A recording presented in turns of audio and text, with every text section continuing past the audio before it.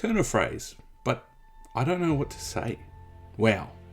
For a G1 fan, an Optimus Prime fan, owner of the original toy as a child, and lover of good toys, hot damn, this is fucking awesome. Missing Link Optimus Prime does what you used to imagine your G1 Optimus Prime doing in the 80s, or 90s, or 2000s, I don't know when you got yours. Takara, you fucking killed it. And knowing the line will continue with the leaked images of Bumblebee and Cliffjumper, I'm pumped. Editor Chris here, or Recorder Chris. Now I'm thinking of me as a recorder. Anyway, as of this recording, audio recording, not the writing, because I did these weeks apart because I had things going on in life. You know how it is. Anyway, now there is actually official images and releases, pre-orders, all that jazz of Bumblebee and Cliffjumper. You'll see some images on the screen here, but definitely go out and pre-order those, they look awesome. Anyway, back to the normal recording. We now return to the Transformers. Bring it on. As a fan of engineering, I'm excited to see what is done with other figures going forward. I'm all in on this line. Back on track, Carnage, back on track. Couple of deep breaths. Here we have Transformers C-01 and C-02, Missing Link Convoy or Optimus Prime outside of Japan, C-01 being the toy version with the classic trailer, and C-02 the anime version. The packaging is beautiful, replicating the original Takara boxes with new artwork reminiscent of the original, done by the same artist too, though obviously using a modern articulation as inspiration. Beautiful touch. Inside the boxes, whilst not so environmentally friendly these days, is a styrofoam insert which in itself gives a great nostalgic feeling. Both figures also come with a booklet, instructions, and a decoder for the tech specs on the box. Depending on where you get your copy of the figures, they may also have a black outer shipping box, which includes a cardboard insert to protect the art box's flap, which is wonderful and a thoughtful touch, on the anime version that is. Dude, let's take a closer look. Whilst the figures are packaged in vehicle mode, we're going to begin in robot mode. While I'm transforming these off screen, which will be mere seconds for you, please like the video, leave a comment below. I answer all comments and it really helps the videos. Be right back. Both versions of Missing Link Convoy are completely new molds from the ground up. At a glance, they look very much the same as the G1 and reissue counterparts. Seen here with my recently reviewed 2019 reissue, linked down below, and my well-loved original 1984 release. There are some obvious differences and even some extremely subtle differences in size. Like the original figure, Prime has a die-cast chest and feet, as well as lovely rubber tyres with the Desert Dog lettering. The anime version, C-02, has a white Autobot logo on the left shoulder, whereas the toy version, C-01, has a silver and red decal on each shoulder reminiscent of the original toy's consumer-applied stickers. The plastic colour is a lovely deep red with a nice quality feel. On the anime version there is some basic but effective paint apps. The standout is the beautiful blue optics and the light ship, yes I said ship, grey, on the head crest and mouth plate. Whereas the toy edition has the classic yellow eyes and a more silver paint on the head crest and faceplate.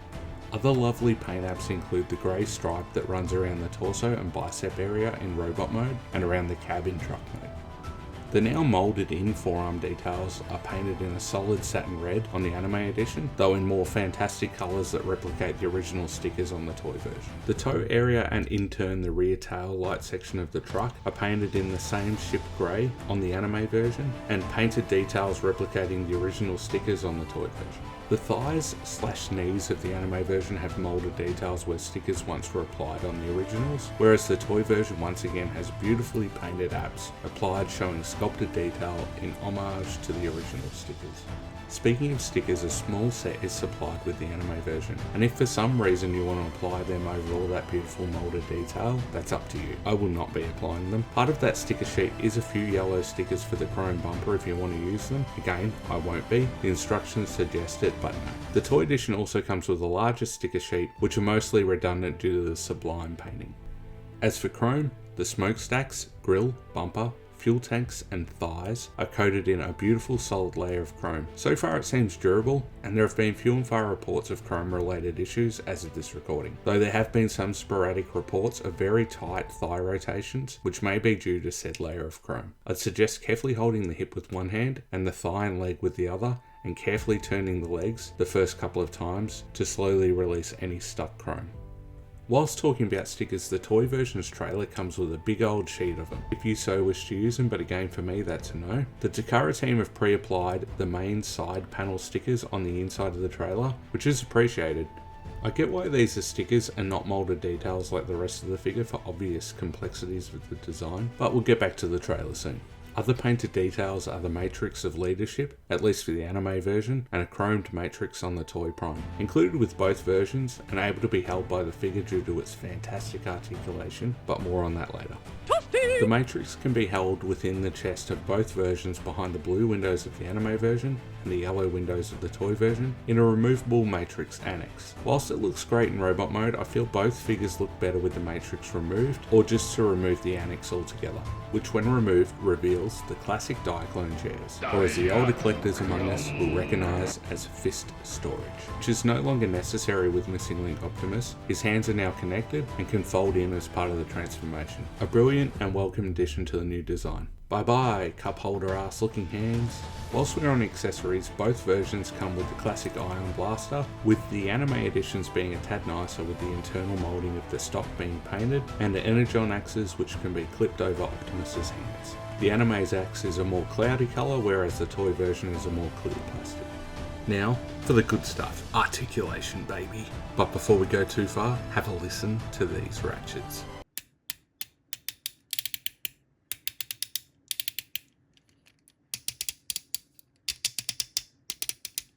Alright, enough of that.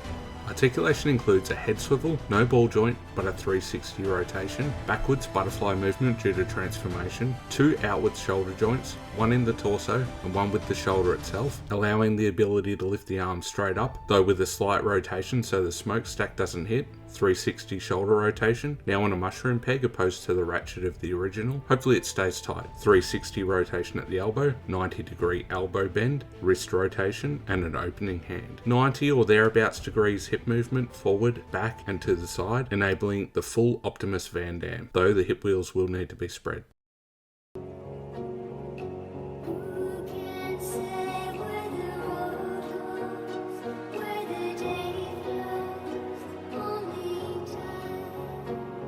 Thigh rotation, around 130 to 140 degree knee bend, and one forward click on the ratchet for some reason. The toe can fold down due to transformation and rotate 360 degrees. The toe can also unclick and fold up, revealing heel support. There is a waist swivel which is restricted to around 30 degrees. More than expected to be honest, hey, it's there.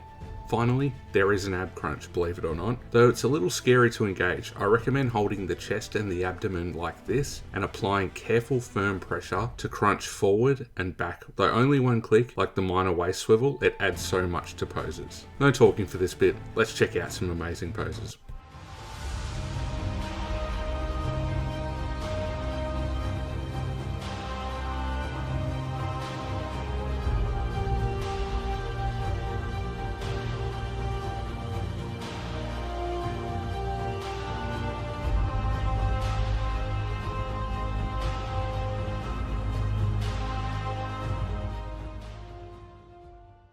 Now that that's over, it's transformation time. I'll just be doing one version as both are fairly much identical. Convoy transforms for the most part as the same way as you'd expect, albeit with some extra details to note. As mentioned before, the hand now folds in behind the grille rather than detaching.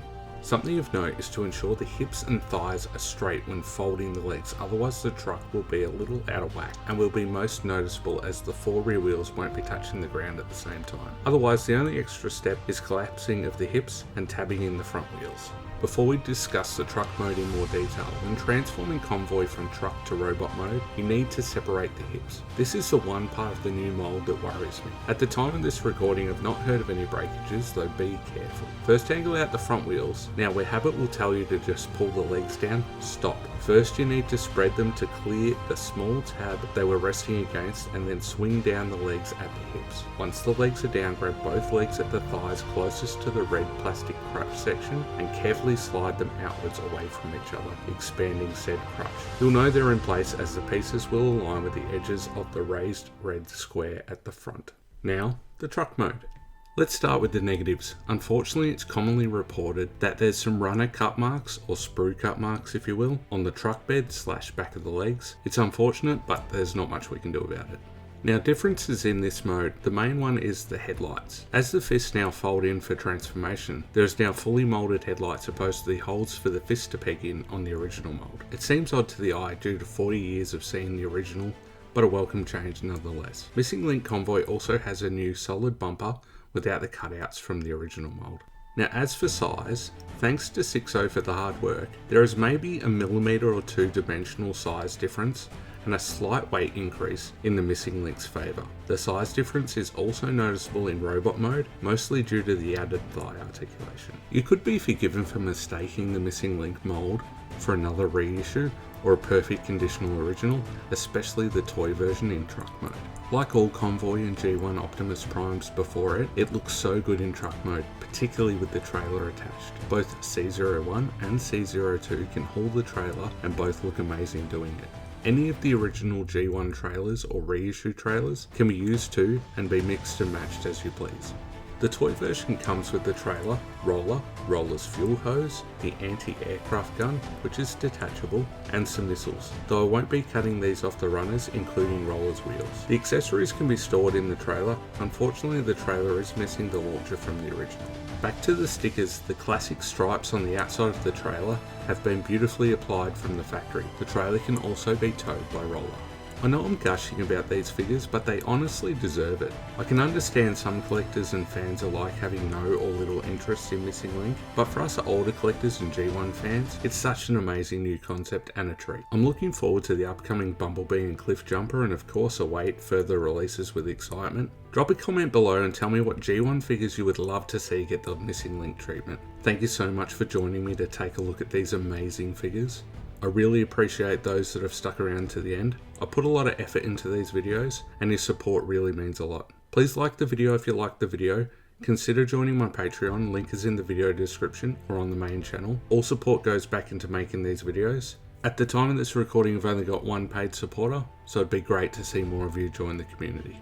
This was a look at C-01 and C-02 Missing Link Convoy or Optimus Prime. Thanks so much for watching, stay awesome.